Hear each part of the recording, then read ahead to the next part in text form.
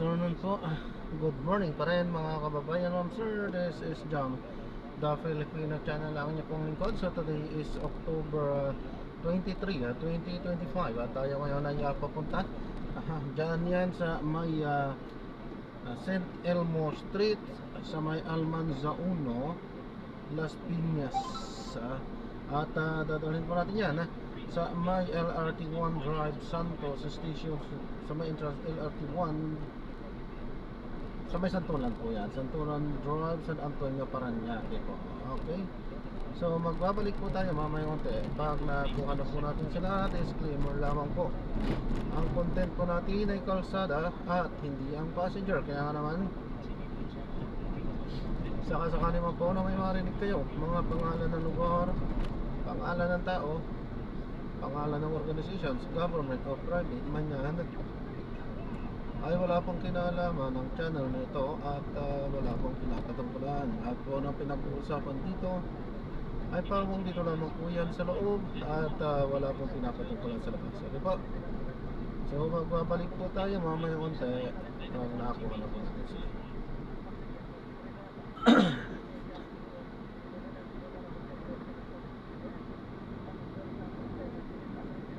At samantalang tayo papunta doon ay makinig tayo ng mga nagbabagang balita at mga talakayan.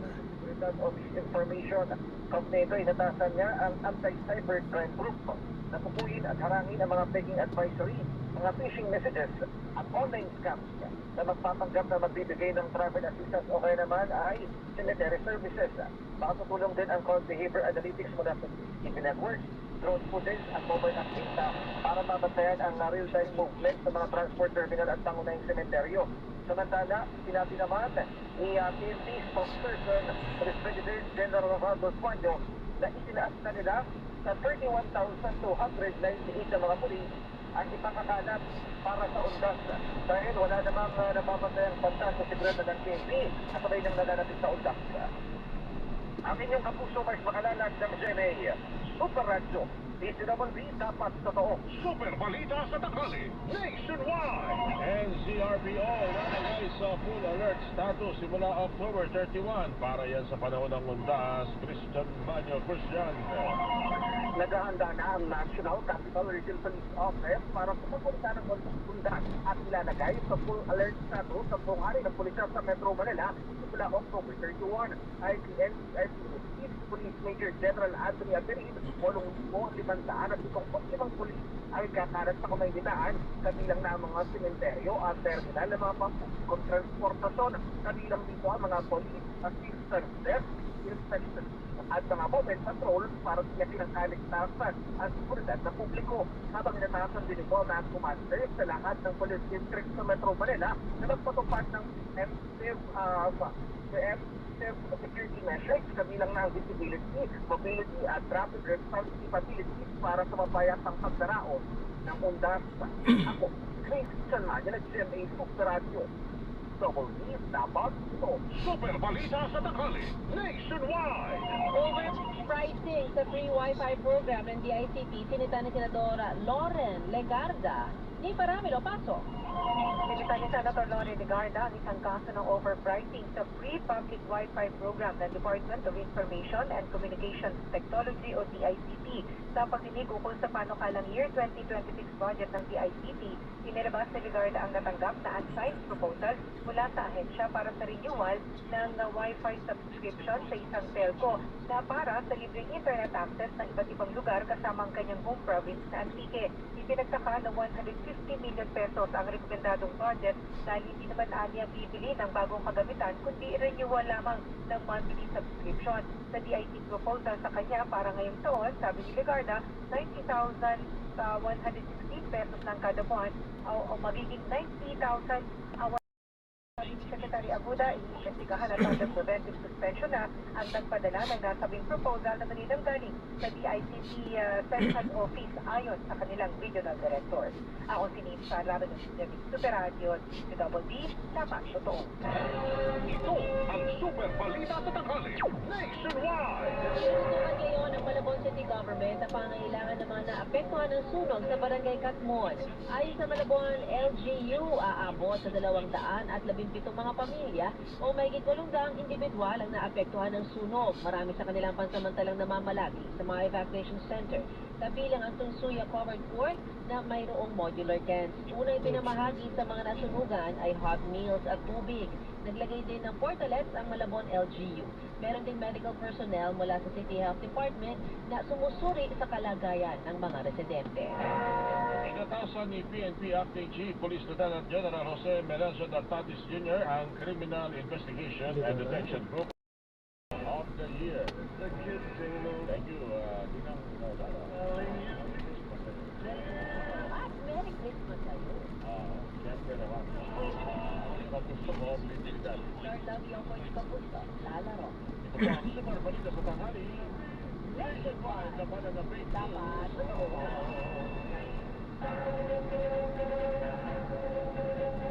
Inyong napakinggan ang Super Balita sa Tanghali nationwide. Hatid sa inyo ng Super Radio DZWD at lahat ng Super Radio sa buong Pilipinas. Super Balita sa Tanghali nationwide. Walang hinihilingan, walang pinoprotektahan. Super Balita sa Tanghali nationwide. DZWD number 1 sa Mega Manila.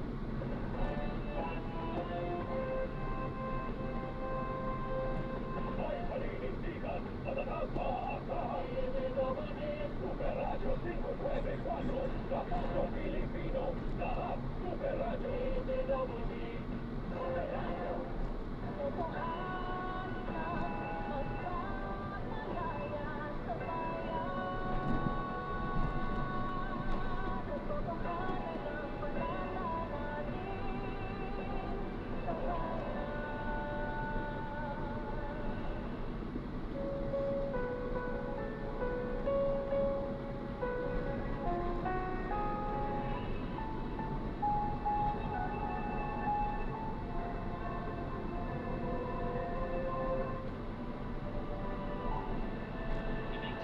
Ito ang oras ng panalangin.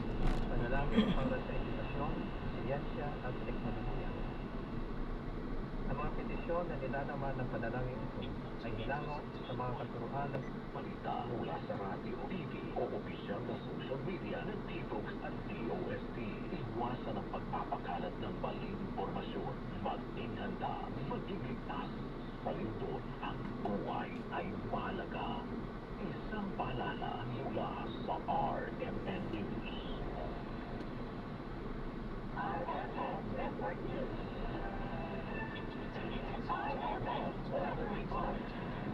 Bahagyang humina ang bagyong Salome habang kumikilos patimog kanluran ng Balintang Channel. Halig na mataan ang sentro ng bagyo sa layong 115 kilometers northwest ng Calayan, Cagayan. Taglay na nito ngayon ang lakas ng hangin na nasa 45 kilometers per hour malapit sa gitna at may pagbuksok na nasa 55 kilometers per hour. Sa ngayon ay nakataas ang storm signal number 1 sa Batanes, northern at western portions ng Babuyan Islands at northwestern portion ng Ilocos Norte. Matapos ang pagdaan sa Babuyan Islands, inaasahang lalapit din ang bagyo sa Ilocos Norte ngayong hapon bago tuluyang humina at maging low pressure area. Mga magsasaka naman at fisher folks sa dadaanan ng bagyong Salome, pinaghahanda na ng DA. Ang kasama natin sa balitang yan, si Rajuman Gerald B. Gulen. Inalerto na ba ng Department of Agriculture and DA ang mga magsasaka at fisher folks dahil sa pamalapit na bagyong Salome? Pinayuhan din ng DA ang mga magsasaka na alikita ang mga master grants at ilagay sa listas na lugar ang mga building at kagamitan. Pinaalalahanan din ng DA ang mga magsasaka na linisin kung kanilang mga irrigation na kanal para maiwasan ang pagbaha. May state naman ang paalala ng Agriculture Department sa mga mangingisda na huwag nang tanggalin kumalaot dahil sa masamang kondisyon ng karagatan. Ang bagyong Salome ay asahang makakapekto sa ilang bahagi ng Luzon. Kasama mo sa District ng RMN Manila, Rajuman Gerald, Bikulit, ang RMN. Panibagong guidelines para para sa pagpapatupad ng Emergency Cash Transfer Program. Inilabas na ng DSWD. Kasama mo sa balita si Radyoman Lester Aler.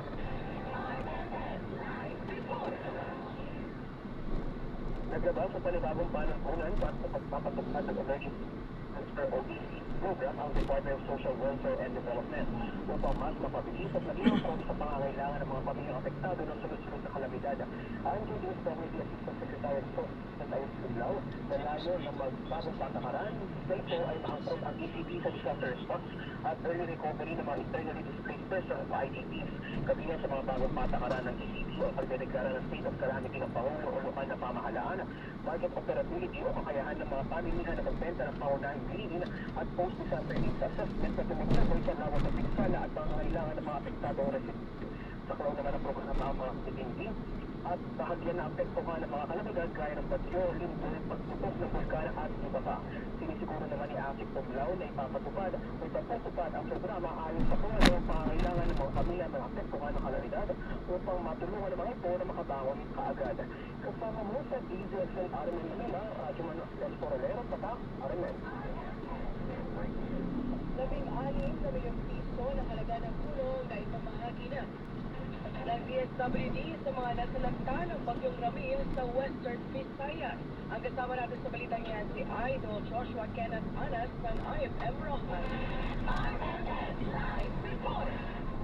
Kabuuang 16 na milyong pisong halaga ng tulong ang naipamahagi na ng Department of Social Welfare and Development o DSWD sa mga nasalanta ng Bagyong Ramil sa Aklan, Antique, Capiz at Iloilo sa Western Visayas. Kabilang sa mga relief ang mga family food packs at mga pagkain na agad na pwedeng kainin upang matugunan ang agarang pangangailangan ng mga evacuees. Sa kasalukuyan, higit sa 7,000 individual pa ang nananatili sa mga evacuation centers habang mahigit 3,000 pa ang pansamantalang naninirahan sa kanilang mga kamag-anak o kaibigan habang naghihintay ng pagkumpuni at muling pagtatayo ng kanilang mga bahay. Patuloy na nakikipag-ugnayan ang DSWD sa mga lokal na pamahalaan upang subaybayan ang sitwasyon, suriin ang mga pangangailangan at tiyakin ang maayos na pagbibigay ng tulong at serbisyo. Kasama mo sa Arimen, DYDR at IFM Rojas, Idol Joshua Kenneth Anas, Tata, Arimen.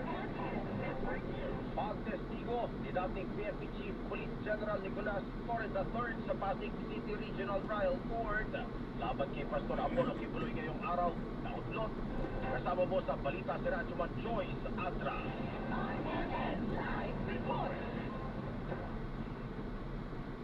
Pinatuloy ang pagtestigo kanina ni dating PNP General Nicolas Torres III sa Pasig City Regional Trial Court laban kay Pastor Apollo Kibuloy.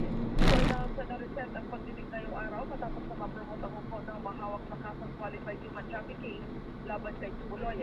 Judge Reynelda Estacio Montesa kasi na-promote bilang Deputy Court Administrator. Kung nito sa December 10 na lamang, itinakda ang susunod na pagdinig sa kaso.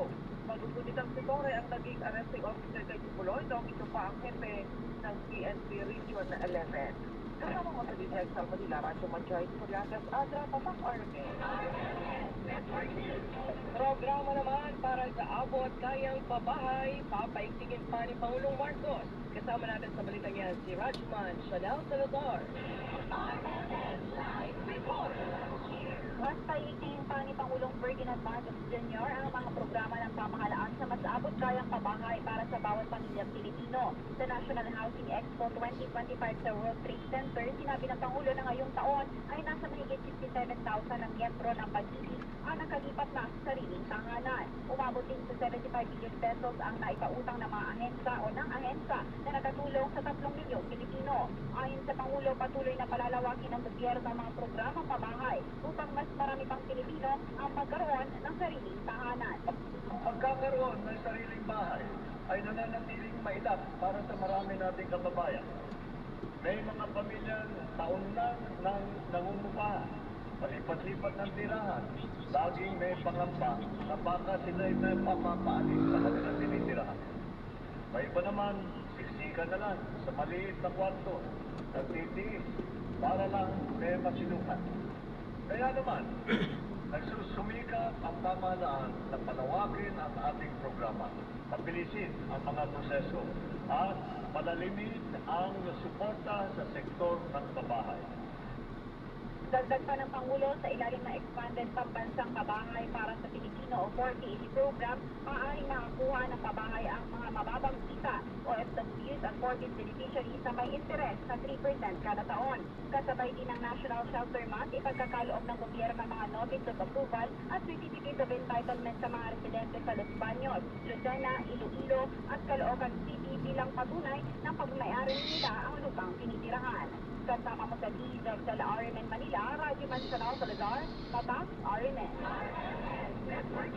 Samantala, ikinabahala ng public watchdog na Pantoxic ang bentahan online ng colored smoke, isang uri ng pyrotechnic devices na hindi parehistrado o illegal na produkto. Kaugnay ito ng insidente ng suffocation at hyperventilation sa Bicol University Kamakailan kung saan daang estudyante ang hinimatay at nahirapang huminga matapos makalanghap ng colored smoke na ginamit sa kanilang intramurals. Ayon kay Pantoxic campaigner Tony Dizon, kinakailangan pang suriin kung anong uri ito ng produkto alinsunod sa Republic Act 72183 o batas na nagre-regulate sa pagbebenta ng mga pampailaw at paputok. Sa natin talaga ito directly na suri, no? Kailangan kasi talaga natin ng testing patungkol dito. Ang mahalaga kasi na malaman natin ano ba yung kategorya nitong produkto na to. Sa pagsusuri na ginawa natin initially, halos available ito online. Kumbaga mabibili ng ordinary estudyante, mga bata, para gamitin sa kanilang kasi nga alam naman natin dito sa bansa natin talagang very sensitive tayo pag may mga ganitong mga gathering. Widely available siya at parang kailangan ma-determine muna ano yung kategorya nito. Ito ba ay pumapasok under Angel doon sa kategorya ng pyrotechnic devices? Kasi kung sa pyrotechnic devices, ibig sabihin, kailangan sumailalim sila doon sa regulation natin sa ilalim ng Republic Act 72183. Kinakailangan din umano itong suriin ng Department of Health at iba pang concerned agencies kung may halo itong kemikal na posibleng magdala ng panganib sa kalusugan ng publiko. Pagtitiyak naman ng Pantoxic, katuwang sila ng pamahalaan sa pagbabantay sa iligal na pagbebenta ng mga paputok at pampailaw, lalo na ngayong holiday season. 20 estudyante naman sa isang Catholic school sa Valladolid, Negros Occidental nahilo at nawala ng malay habang nasa intramural. Ang kasama natin sa balitang yan si Radyoman Albert Hiner ng RMN Bacolod. RMN Live Report. 20 senior high school students na isang Catholic school sa bayan ng Valladolid, Negros Occidental ang nahilo, samantala ang iba ang nawalan ng malay habang dumadalo sa intramurals. Nagparalan ayon sa Gijunas Perez, first responder ng Valladolid Disaster Reduction and Rescue Office na hypo dahil sa hindi nakakain ng almusal at residente na posibleng naging dahilan ng kanilang pagkahilo at nawalan ng malay. Natuon din na nawalan ng kurente sa eskwelahan na nagresulta sa pagkatakot ng mga estudyante dahil sa ang iba ang umiyak pa dahil ang iba ang nakakita na raw ng ilang elemento. Maliban sa mga estudyante ng naturang eskwelahan, may iba pang mga mag-aaral mula sa kanilang sister schools ang nagkaranas ng pagkahilo. Kagad naman na dinala sa ospital ang mga mag-aaral at nasa stabi na kondisyon na habang ang iba ang sinundo naman ng kanilang mga magulang. Kasama mo sa RMN DYHP Bacolod, Radyoman Albert Hiner, Tatak RMN. Sa patuloy na balita, ipaghaharap ng Bureau of Customs ng kasong economic sabotage ang nasa likod ng tangkang smuggling na abot sa 13.2 million pesos na agricultural products. Sa panayam ng DZXL RMN Manila, sinabi ni VOC Deputy Chief of Staff of the Commissioner, Attorney Chris Noel Bendijo, dumating ang mga produkto lula ng 40-foot container van noong October 2 mula sa China. Dineklara itong mga bathroom fixture, napkin at storage boxes, pero nang suriin ay natuklasan na karot ang laman nito. Kaugnay nito, ang napumpiskang smuggled agriculture product ay kailangang sirain alinsunod sa batas. Pero sinabi ni Atty. Bendijo na hiniling na nila sa Kongreso na mapakinabangan ang naturang mga produkto. pinagbigay alam na po natin sa ating legislatura, no? Doon kasi sa bagong batas, kapag napasok yung threshold na yun, mandatory po kasi talaga ang pagsisira sa mga items na ito kahit pa makitang ito ay fit for human consumption, no? So, yan po ay isa sa mga bagay na aming idudulog sa legislatura na baka pwedeng magkaroon ng kwalifikasyon lamang, no? Na kung fit naman for human consumption, baka naman pwedeng huwag sirain kasi sayang din naman po, pero ganun pa man, at present po, yan po ang nakasulat sa ating batas at yan po ay susundin na. Yan po ang tinig ni BOC Deputy Chief of Staff of the Commissioner, Attorney Chris Noel Bendijo. Samantala, Robert Dapper patay dahil sa nangyaring pagsabog sa Sumisip Basilan. Kasama natin mula sa Armen Zamboanga, si Rajuman Merasol Montesa. Naasawi ang isang rubber tabber na kinilalang si John Roy Alvarez, residente ng Barangay Manggal, Sumisip, probinsya ng Basilan, matapos na masabugan ito na hindi patukoy na uri ng pagkasabog habang nagtataping ito ng goma sa Marbesco Rubber Farm. Nang nabanggit na lugar, pasada alas 7 kaninang umaga. Batay sa ulat, malapit kumanin ang biktima sa lugar ng pinagsabugan at tinamaan ito sa kanyang mga paa at ibang bahagi ng katawan. Kaagad naman umano itong itinakbo ng kanyang mga kasamahan sa kagamutan at subalit pinawian rin ng buhay. Palaisipan naman ngayon sa kanyang pamilya, mga kaibigan at mismong chairman ng kumpanyang pinagtatrabahuan nito kung ang biktima ba talaga ang target ng pagsasabog dahil kilala umano itong mabait at sa loob ng 8 taong naninilbihan sa Marbesco, isa ito sa mabuting empleyado. Kasalukuyan namang nagpapatuloy ang ginagawang investigasyon ng mga otoridad sa probinsya ng Basilan patungkol sa nasabing insidente. Kasama mo sa DXRC Armen at Zamboanga, Rajuman Mirasol Montesa, Tata RMN. Samantala, mga tindero at tindera sa San Jose Public Market, hiling ang malinaw na plano sa proposed construction of public market sa lugar. Kasama mo mula sa Armen Mindoro si Rajuman Marcelo Raro.